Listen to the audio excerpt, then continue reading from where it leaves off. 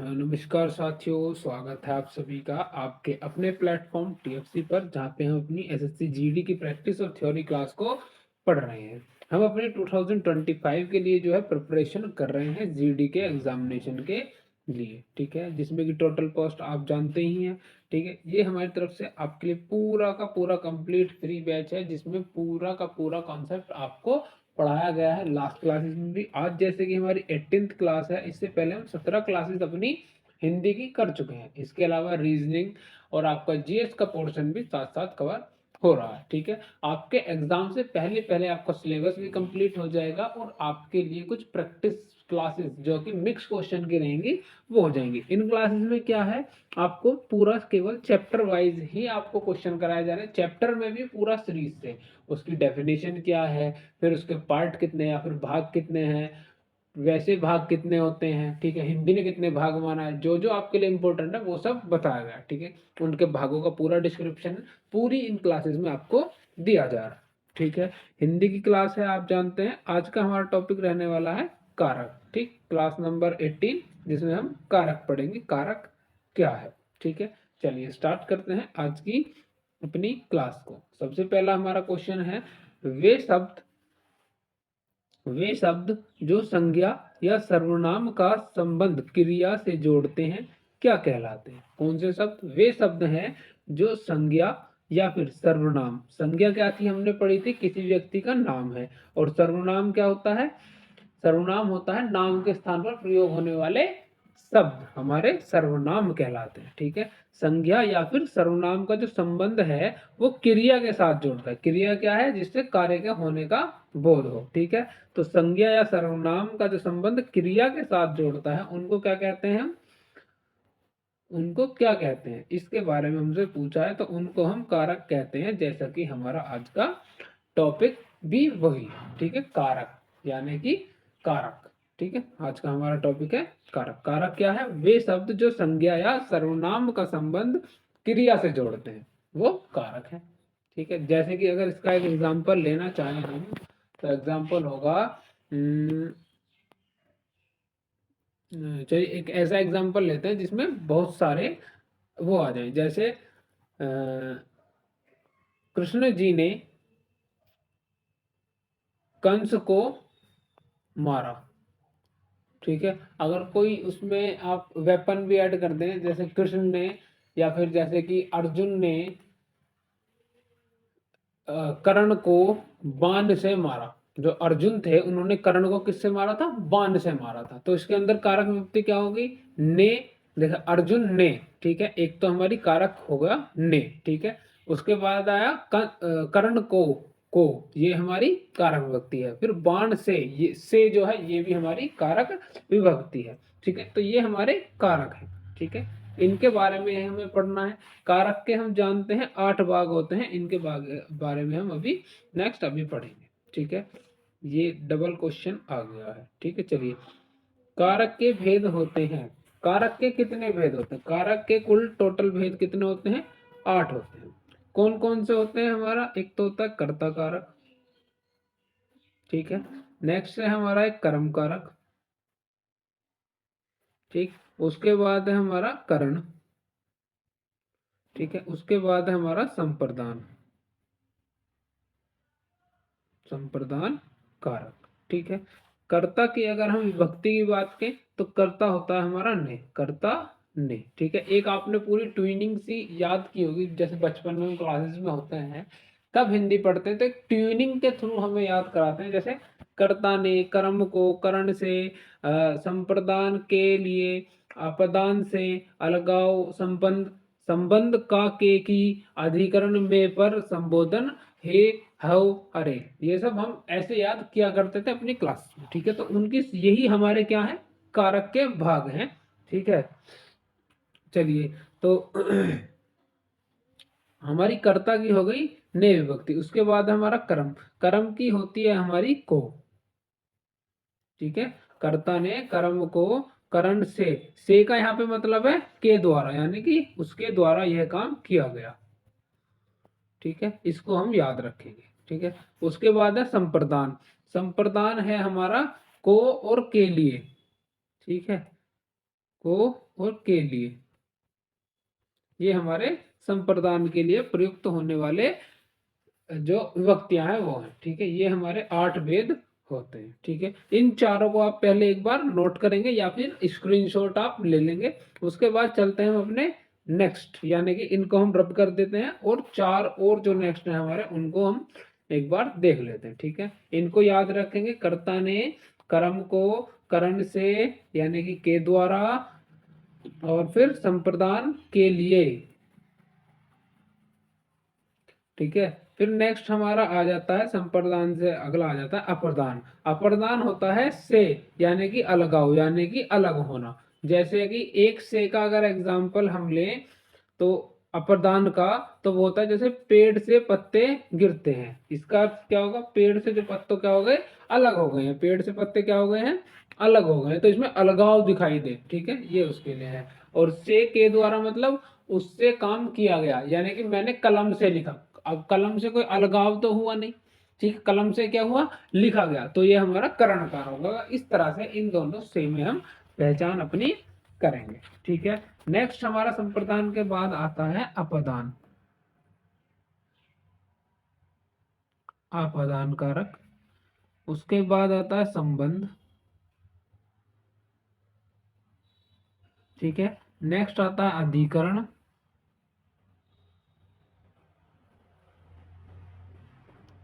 और अधिकरण के बाद आता है हमारा संबोधन। संबोधन से आप जानते हो किसी को संबोधित करना, जैसे शौक होते हैं या फिर खुश होते हैं, हुर्रे, अरे, हे, हो, हाय राम, ये सब क्या है, हमारे संबोधन वाले विभक्तियां हैं। ठीक है, ये हमारे कारक हैं, इनको हम कारक बोलते हैं। और इनमें जो हमारे ने, को, से, के लिए, से अलगाव, का, के, की, ना, ने, नी, रा, रे, री, में, पर, हे, ओ, अरे, ये क्या हमारी कारक विभक्तियां हैं।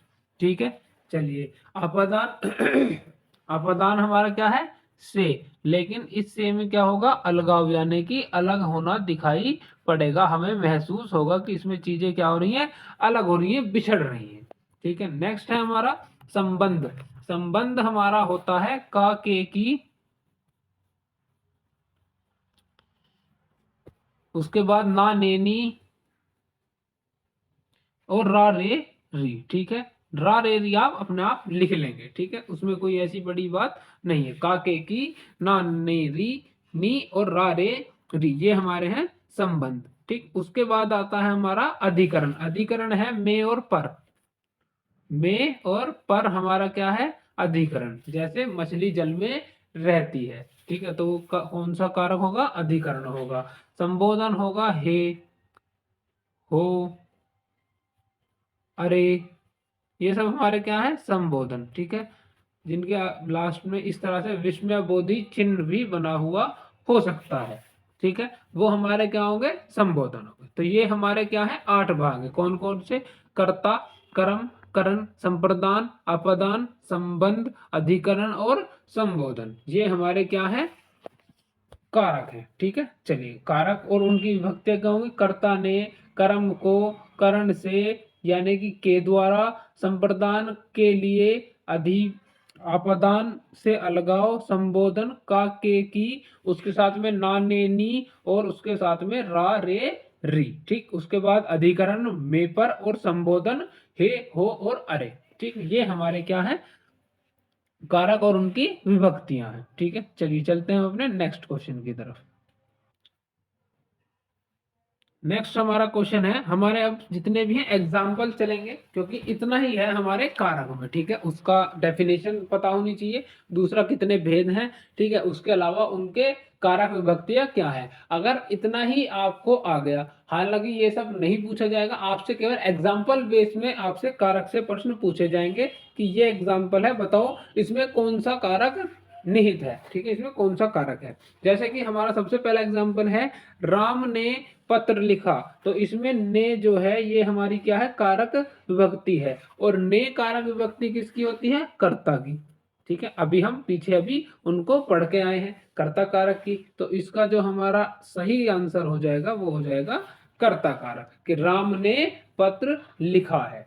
ठीक है, राम ने पत्र लिखा है। अगर इसमें हो जाता राम को पत्र लिखा है, ठीक है, तो हमारी कारक विभक्ति बदल जाती, उसमें को हो गई, फिर को जो भी सुटेबल होगा वो हम उसमें आंसर अपना टिक करके आते। ठीक है, लेकिन अभी के लिए जो हमारा आंसर क्या होगा, ऑप्शन नंबर ए कर्ता कारक हमारा बिल्कुल सही आंसर होगा। ठीक है, क्योंकि राम ने पत्र लिखा, और ने किसकी कारक विभक्तियां है, ने है हमारी कर्ता की। कर्ता कारक के और भी एग्जाम्पल हो सकते हैं, जैसे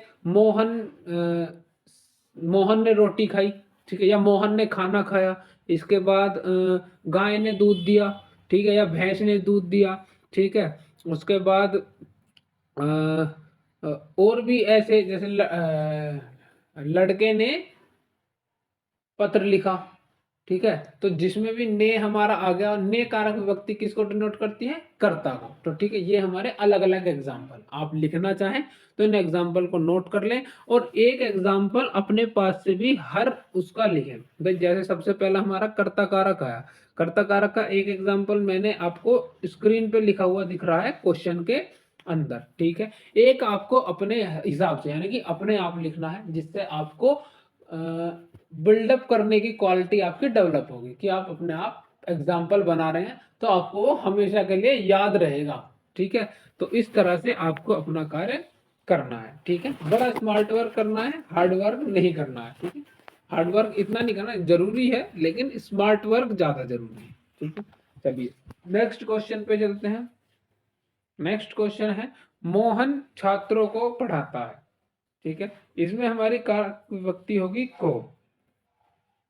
ठीक, अब को किसको डिनोट करती है, को डिनोट करती है हमारे कर्म कारक को। तो इसका सही आंसर भी हो जाएगा कर्म कारक की। जो मोहन है वो किसको पढ़ाता है, वो पढ़ाता है छात्रों को। तो मोहन छात्रों को पढ़ाता है। अब अगर इसमें एक अलग सेंटेंस बन सकता है कि मोहन के द्वारा छात्रों को पढ़ाया गया। ठीक है, उसमें से वाला आ जाता। ठीक है, वो दो से पढ़े हैं हमने, एक से अलगाव और एक से के द्वारा। तो से मोहन से छात्रों को पढ़ाया गया, लेकिन इसमें जो अप्रोप्रिएट सेंटेंस है वही यूज करते हैं, जैसे मोहन के द्वारा छात्रों को पढ़ाया गया। ठीक है, चलिए, तो मोहन के द्वारा छात्रों को पढ़ाया गया कर्म कारक। कर्म कारक के अगर और एग्जाम्पल आप देखना चाहें तो हो सकते हैं कि जैसे भैया जी ने धोबी को कपड़े दिए। भाई कपड़े, जो धोबी जो है वो कपड़े धोता है, तो उसमें क्या है, कपड़े दिए यानी कि धोने के लिए दिया, वो वापस आ जाएंगे। भाई धुलने के बाद धोबी उनको रखेगा थोड़ी, आपको वापस दे देगा। ठीक है, जैसे फिर आता है जब बड़ों को सम्मान देना चाहिए। ठीक है, और अध्यापक जो है छात्रों को पढ़ाते हैं, और बच्चे अध्यापक से पढ़ते हैं, ये तो अलग हो जाएगा। ठीक है, ये तो हमारा अलग हो जाएगा से वाला। ठीक है, उसके अलावा और भी अन्य एग्जाम्पल हैं, कुछ एग्जाम्पल आप अपने आप इसमें नोट करेंगे, अपने आप एक एग्जाम्पल। ठीक है, हर एक कारक में अपना एक एग्जाम्पल आप नोट करेंगे। ठीक है, तो चलिए नेक्स्ट है हमारा, नेक्स्ट हमारा जो है वो है रवि पेन से लिख रहा है में कौन सा कारक होगा। ठीक है, रवि पेन से लिख रहा है से। अब इसमें हमें ध्यान रखना है कि इसमें कहीं अलगाव ना हो। भाई पेन से अलग हो रहा है, लिखने से अलग हो रहा है, किसी चीज से भी अलग नहीं हो रहा, सब जुड़े हुए हैं। ठीक है, पेन के द्वारा लिख रहा है, अगर हम से हटाएं तो हम यहाँ पे क्या यूज कर सकते हैं, पेन के द्वारा। और के द्वारा का मतलब क्या होता है, के द्वारा का अर्थ होता है पेन के द्वारा, यानी कि पेन से लिख रहा है। तो ये हमारा होगा करण कारक में। ठीक है, करण कारक इसका बिल्कुल सही आंसर होगा। रवि पेन से लिख रहा है, पेन के द्वारा। ठीक है, इसमें अलगाव का कोई भी काम नहीं है। ठीक है, कहीं भी इसमें अलग नहीं हो रहा है। ठीक है, इसके और भी एग्जाम्पल हम देख सकते हैं, जैसे बच्चों के द्वारा कार्यक्रम किया गया। ठीक, माता जी ने चाकू से सब्जी काटी। ठीक है, उसके अलावा उसके अलावा और इसके एग्जाम्पल हो सकते हैं, राम द्वारा बहुत अच्छा गीत सुनाया गया। ठीक है, इसी तरह के आप एग्जाम्पल देख सकते हैं, और एक एग्जाम्पल आप अपने आप बनाएंगे। और कमेंट में भी अगर आपको थोड़ा सा लिखने में समय लगेगा, लेकिन कमेंट में उसमें ना लिखें, आप अपनी कॉपी में ही लिखें बस। ठीक है, कमेंट में तो केवल आप जो आपसे क्वेश्चन पूछा जाएगा लास्ट में, जैसे कि हर क्लास में आपसे पूछा जाता है, उसका केवल आपको आंसर ही बताना है। ठीक है, चलिए तो करण कारक के हमने और एग्जाम्पल भी देख लिए। ठीक है, तो इसमें ध्यान रखना है के द्वारा, यानी कि उसके द्वारा काम लिया जा रहा है। ठीक है, अलगाव नहीं हो रहा, जो अलगाव वाला है वो हम आगे अभी पढ़ेंगे। ठीक है, चलिए नेक्स्ट है भगवान के वास्ते। भगवान के वास्ते, के वास्ते का अर्थ क्या होता है? के लिए। भगवान के लिए जाने दो मतलब छोड़ दो, कुछ मत करो। ठीक है, भगवान के लिए जाने दो। तो इसमें हमारा कौन सा कारक होगा? के लिए हमने पढ़ा था संप्रदान कारक के लिए। ठीक है, के लिए का अर्थ क्या होता है? संप्रदान कारक। संप्रदान कारक है हमारा ये। तो ऑप्शन नंबर डी इसका सही आंसर है।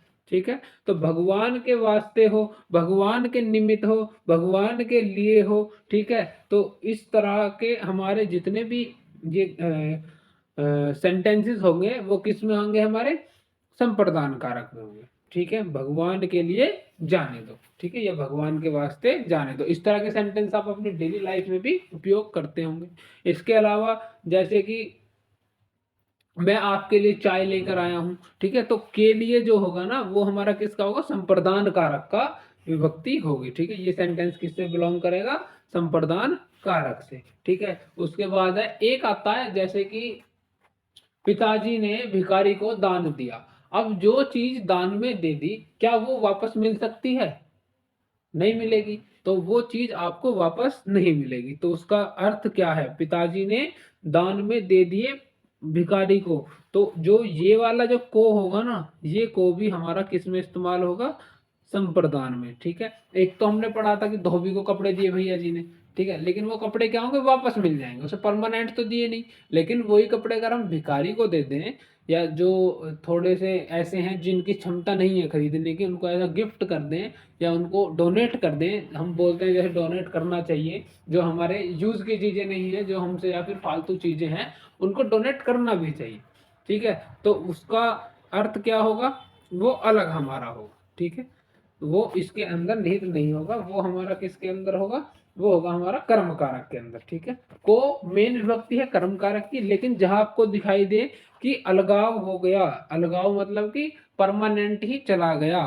ठीक है, जैसे पिताजी ने क्या किया? भिखारी को दान दिया। ठीक है, या फिर राजा ने भिखारी को दान दिया, माताजी ने किसी को वस्त्र दिए। ठीक है, लेकिन अब वो वापस नहीं आएंगे। ठीक है, दान में दे दी हुई चीज वापस नहीं आती। ठीक है, तो ये हमारे किस में होगा? ये वाला को भी ये हमारा संप्रदान में होगा, जिसमें परमानेंट चीजें जा रही हो। इस बात का आपको सेंटेंस में ध्यान रखना होगा। जो भी आपको वाक्य मिलेगा उसमें देखना कोई परमानेंट चीज जा रही है। जैसे पिताजी ने भिखारी को क्या दिया? दान। अब दान दे दिया, परमानेंट गया, वो वापस नहीं आएगा। ठीक है, तो परमानेंट वाली चीज का जो को है वो भी हमारा किस में आएगा? संप्रदान में। ऐसा नहीं है कि संप्रदान उसके आगे को लिख दिया तो आंख बंद करके बस धड़ाधड़ वही लगाते चले जाओ। ठीक है, थोड़ा सा आपको मेंटली भी सोचना होगा। ठीक है, इसके अलावा हमने और एग्जांपल देख लिए। एक एग्जांपल आप लिखेंगे को इस्तेमाल करके। ठीक है, को का यूज करके लिखेंगे। के लिए तो आप बना ही लेंगे बड़े आसानी से। या फिर दो सेंटेंस लिखना, एक के लिए और एक को का इस्तेमाल करके, जिसमें परमानेंट आपको ये दिखाई दे कि चीज जा रही है। ठीक है, चलिए नेक्स्ट है हमारा आपदा। नेक्स्ट क्वेश्चन है हमारा पेड़ से पत्ता गिरता है। ठीक है, इसमें कौन सा कारक होगा? पेड़ से पत्ता गिरता है, इसमें हमारा क्या है? से। इस से का अर्थ क्या है? भाई पेड़ से पत्ता गिरा, गिरने के बाद क्या हो गया? अगर गिर गया तो क्या होगा? पेड़ से पत्ता क्या हो गया? अलग हो गया। तो ये हमारा अलगाव को दर्शाता है। इसके बारे में जब हम अभी आगे पढ़ रहे थे हमने पढ़ा था कि अलगाव हो जाए। ठीक है, पेड़ से पत्ता गिरता है। तो इसमें हमारे चार ऑप्शन है: कर्ता कारक, कर्म कारक, अपादान कारक और संप्रदान कारक। तो इसमें हमारा जो सही ऑप्शन होगा वो होगा अपादान कारक, क्योंकि पेड़ से पत्ता गिरता है, इसमें हमारे जो कारक व्यक्ति है वो है से, और उसका अर्थ क्या है? अलगाव, यानी कि अलग होना दर्शाता है अपादान कारण कारक। ठीक है, अपादान कारक अलगाव दर्शाता है। ठीक है, तो ये हमारी जैसे कि प्रेमिका प्रेमी से दूर चली गई, तो अब क्या होगा? अलगाव हो गया दोनों के बीच में, जैसे लड़ाई हो जाए उन दोनों के बीच में। ठीक है, मैं यहाँ से दिल्ली जा रहा हूँ, अलगाव हो रहा है इसमें, ठीक है। चलिए, उसके बाद हिमालय से गंगा नदी निकलती है। अब ये मानो जब हिमालय है उससे गंगा नदी निकल रही है तो अलगाव ही हो रहा है ना, वो जाकर पता नहीं कौन से समुद्र में जाके मिलेगी, ठीक है। तो ये हमारा क्या है, अलगाव को दर्शाता है से। जिसमें अलगाव हो वो किसको दर्शाएगा, अपदान कारक, ठीक है। तो इन से में आपको ध्यान रखना है, से और को वाला थोड़ा सा इनमें आपको ध्यान रखने की जरूरत है, बाकी सबकी तो कारक प्रत्यय याद हो तो आप आसानी से कर ही लेंगे, ठीक है। इसमें ही आपको एग्जामिनर फंसाने की कोशिश भी करेगा, ठीक है। जैसे कि पेड़ से पत्ता गिरता है, ठीक है, आपने से देखा ना, आप ना ये देखा अलगाव है, या फिर ना ये देखा कि उसके द्वारा काम लिया जा रहा है, बस आपने कोई सा भी उठा के भाई इसमें ये था ये लगा दो। ऑप्शन दोनों भी आ सकते हैं आपके उसमें, ठीक है, एग्जामिनेशन में, तो उसके लिए आप तैयार रहना। दूसरी बात, अपदान में जब भी तुलना की बात होगी तो भी वो अपदान कारक के अंदर ही आएगा। जैसे राम शाम से सुंदर है, ठीक है, राम जो है वो किससे, शाम से सुंदर, तो इसमें तुलना हो रही है। या फिर कोई भी एक नाम ले लेते हैं, जैसे कि रोहित और मोहित। रोहित जो है, रोहित मोहित से तेज दौड़ता है, तो इसमें तुलना हो गई किसके बीच में, रोहित और मोहित के बीच में तुलना। जहां पर भी तुलना वाली बात होगी, तुलना यानी कि कंपैरिजन किया जाएगा दो के बीच में, तो उसमें भी क्या हमारा होगा, अपदान कारक ही होगा, ठीक है। जहां भी आपको तुलना देखने को मिले वो आपको क्या होगा, अपदान कारक होगा, ठीक है। चलिए, नेक्स्ट है हमारा, बंदर डाल पर बैठा है। कहाँ बैठा है बंदर, डाल पर बैठा है। ये कौन सा है, पर हमने अभी पढ़ा था, में और पर दो पढ़े थे ना हमने, एक पढ़ा था पर और एक पढ़ा था में और पर। ये किसके हमारी कारक विभक्तियां थी, ये विभक्तियां थी हमारी अधिकरण कारक की, ठीक है, अधिकरण कारक की कारक विभक्तियां थी में और पर, ठीक है। चलिए, जैसे बंदर कहाँ बैठा है, डाल पर बैठा है, डाल के ऊपर बंदर बैठा है, ठीक। तो ये एग्जाम्पल होगा हमारा अधिकरण का। अगर में से हम कोई सेंटेंस देखें, जैसा कि हमने अभी पहले भी पढ़ा था कि मछली पानी में रहती है, ये हमारा किसका है, में वाला सेंटेंस है। तो ये सब किसको डिनोट करते हैं, अधिकरण कारक को, ठीक है, डिनोट करते हैं, ठीक। उसके बाद जैसे और एग्जाम्पल ले सकते हैं, जैसे कि पुस्तक है, ये पुस्तक जो है बेड पर या मेज पर रखी है, बेड पर नहीं मेज पर रखी है, ठीक है। इस तरह के एग्जाम्पल आप ले सकते हैं। एक एग्जाम्पल आप अपने आप बनाने की कोशिश करेंगे में और पर दोनों के इस्तेमाल करके, ठीक है। ये आपका किसका आएगा, अधिकरण कारक का। कारक विभक्तियां आपको याद होनी चाहिए, बिल्कुल अच्छे से उनको याद कर लेना, ठीक है।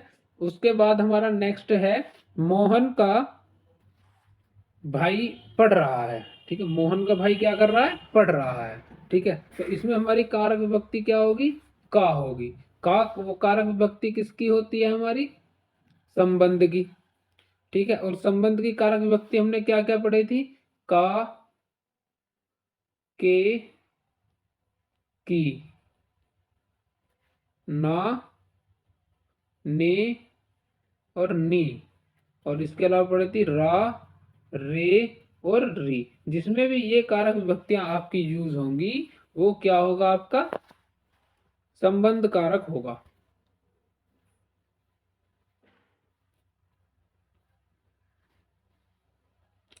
ठीक है, संबंध कारक आपका होगा, ठीक है। चलिए, एक मिनट, ठीक है। चलिए, तो इसमें जो हमारा आंसर है वो है संबंध कारक, ठीक है। संबंध कारक, मोहन का भाई जो है क्या कर रहा है, पढ़ रहा है, ठीक है। तो का, के, की, ना, ने, नी, रा, रे, री। इसके अलावा जैसे कि तुम्हारा भाई पढ़ रहा है, तुम्हारा में रा हमारी विभक्ति है तुम्हारा में, ठीक है। तो ये भी हमारा किस में होगा, संबंध कारक में होगा, ठीक है। रा हमारा किस में होगा, संबंध कारक में होगा, ठीक है। इसके अलावा और एग्जाम्पल देख सकते हैं, जैसे कि अपनी पुस्तक मेज पर रखो, तो नी जो है, अपनी में नी हमारी क्या है, कारक विभक्ति है, ठीक। तो कारक विभक्ति किसकी है, संबंध कारक की, ठीक है, जो संबंध दर्शाए, बेसिकली बात ये है, ठीक है। राम का भाई, राम का भाई, तो राम का घर, अब मोहन भाई लिख दे हम, अगर ये जो अगर यहाँ लिख दे मोहन भाई, पढ़ रहा है, तो इसमें कोई अर्थ है? जो का है वो क्या कर रहा है? रिलेशन दिखा रहा है, संबंध को दर्शा रहा है। ठीक है, अगर हम जैसे तुम्हारी तुम्हारी है, ठीक है, उसमें तुम्हा लिख दें, तुम्हा भाई अच्छा है, तुम्हारा रा होना चाहिए ना, ठीक है, या तुम्हारी बहन अच्छी है, या तुम्हा बहन अच्छी है, तुम्हारी बहन अच्छी है। ठीक है, तो इस तरह के जो सेंटेंसेस हैं वो हमारे किसको डिनोट करते हैं? संबंध कारक को। ऑप्शन नंबर डी ही इसका बिल्कुल सही आंसर। ठीक है, पूरा हम एक सीक्वेंस लेके चल रहे हैं कि सीक्वेंस में हम अपने चैप्टर को कंप्लीट करते हुए चल रहे हैं, सीक्वेंस में ही हम अपने सारे चैप्टर को ले रहे हैं। और अगर हम चैप्टर के अंदर भी घुस रहे हैं तो पूरा सीक्वेंस, पहले डेफिनेशन है, फिर उसके भेद हैं, फिर उसके भेदों की पूरी व्याख्या है, उसके अलावा अगर कुछ बचता है वो हम लास्ट में लेके अपना चलते हैं। ठीक है, तो इनको आपको ध्यान में रखना है। इतने एग्जाम्पल हमने पढ़ लिए, इसके दो चार एग्जाम्पल और देखें, जैसे कि तुम्हारा भाई बहुत अच्छा है, तुम्हारा भाई पढ़ रहा है, तुम्हारी बहन पढ़ रही है। ठीक है, तो ये हमारे क्या है, जैसे कि यह पुस्तक मेरी है, तो री, ये सब रा रे री काके की और नाने नी, ये सब विभक्ति किसकी है? हमारी संबंध कारक की, जो संबंध दर्शाते हैं। ठीक है, तो इसको आपको ध्यान में रखना है। और चलते हैं अपने नेक्स्ट पर। नेक्स्ट है हमारा हे राम। हे राम, यह क्या हो गया? ठीक है, जैसे शौक वाली बात है, एकदम से शौक लगा, आपने कुछ चीज देखी और वो नेगेटिव चीज थी, मतलब अच्छी नहीं थी, तो आप क्या करेंगे? हे राम, ये क्या हो गया, या ये कैसे हो गया, ये कब हो गया? ठीक है, तो इसमें कौन सी कारक विभक्ति आएगी? ये क्या है? संबोधन को डिनोट कर रहा है। ठीक है, संबोधन कारक विभक्ति है इसमें। हे राम, ये क्या हो गया? ठीक है, जैसे कि हमने इसकी अभी कारक विभक्तियां पढ़ी थी, हे, अरे, अरे, हो, ये सब इस किसकी कारक विभक्ति थी? हमारी संबोधन की कारक विभक्तियां थी। ठीक है, जैसे कि एक शब्द आता है देवियों और सज्जनों, जरा सुनिए। हे राम, यह क्या हो गया? अरे, आप आ गए। हे ईश्वर, रक्षा करो। ठीक, इस तरह के जितने भी हमारे सेंटेंसेस हैं वो किसके होते हैं? हमारे संबोधन कारक के होंगे। अब एक सेंटेंस वाक्य आपको बना के अपने आप लिखना है। ठीक है, जिसमें आप डिनोट करेंगे कि किस तरह के यह कार्य हो रहा है। ठीक है, तो हमने अपनी कारक विभक्तियां पढ़ ली, सारा जितना भी थे एग्जाम्पल वो कंप्लीट कर लिए। ठीक है, चलते हैं नेक्स्ट। हमारा लास्ट क्वेश्चन है जो कि आपको कमेंट में बताना है। सीमा सचिन से सुंदर है, इसमें कौन सा कारक है?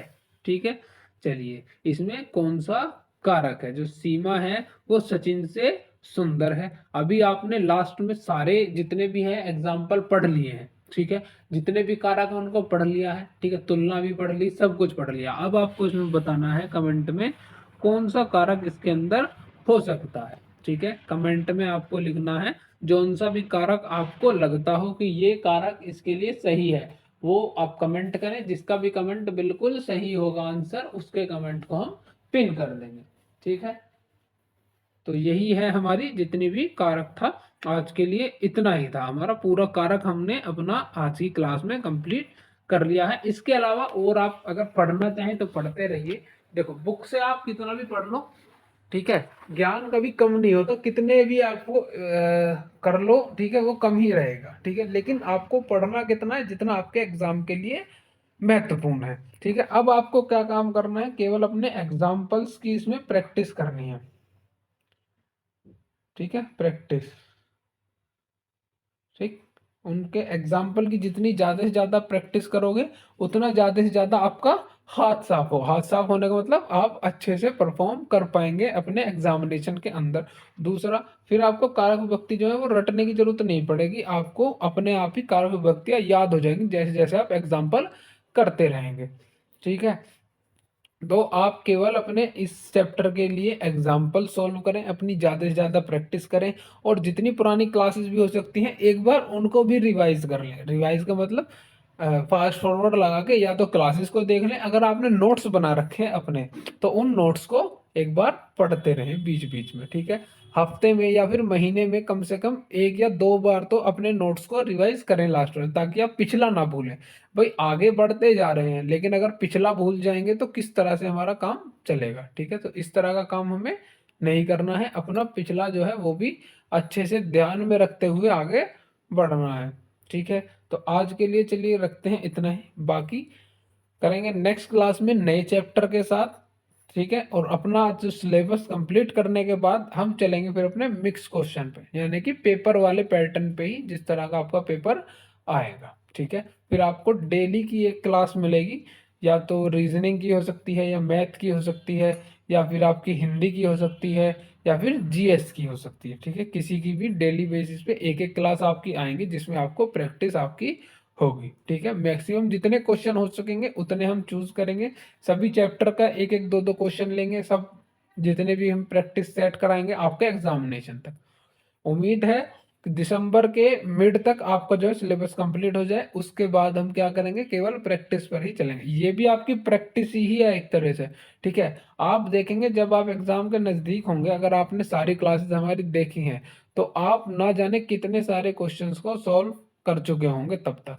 ठीक है, आप पूरी तरह परफेक्ट हो जाएंगे अपने जो जो सब्जेक्ट आप अच्छे से तैयारी कर रहे हैं। ठीक है, चलिए तो मिलते हैं आपसे नेक्स्ट क्लास में, तब तक के लिए धन्यवाद। जय हिंद, जय भारत।